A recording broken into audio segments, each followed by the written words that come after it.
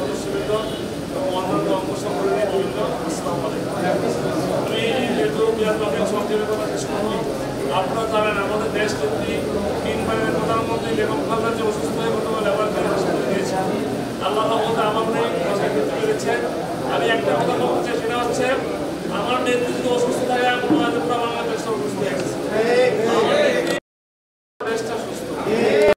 মন খুলে দোয়া করব আল্লাহ রাব্বুল আলামিন যেন দেশের স্বার্থে, আমাদের পার্টির স্বার্থে আল্লাহ রাব্বুল আলামিন যেন আমার নেতৃত্বকে অতি দ্রুত সুস্থ করে আমাদের মাঝে ফিরিয়ে দেয় এবং আমাদের পার্টির হালটা ধরতে পারে।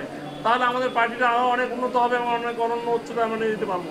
আমার নামে 100 করে মামলা, সবার নামে আল্লাহ রাব্বুল আলামিন আমাদের মামলা এবং আগামী নির্বাচনে যেন আল্লাহ তারেক রহমানের নেতৃত্বে জনগণের ভোটের মাধ্যমে যেন বিএনপিকে আল্লাহ ক্ষমতা নিয়ে আসে, এই জন্য আমরা সবার কাছে দোয়া করতে চাই।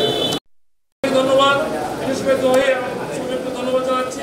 আজকে একটা সুন্দর প্রোগ্রাম আয়োজন করা, আমার নেতৃত্বের জন্য দোয়ার অনুষ্ঠান আয়োজন করার জন্য ঢাকা মহানগর উত্তরের পক্ষ থেকে দুজনকে ধন্যবাদ শেষ করছি।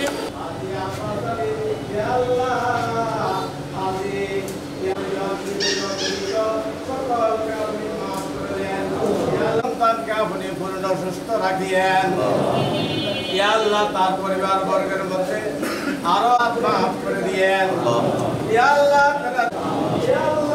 এখান থেকে উঠে যাওয়ার ক্ষমতা নাই, যায় না, ঠিক আছে না? এই সব ক্ষেত্রে আপনি সবাই থাকবেন, ঐক্যবদ্ধ থাকবেন।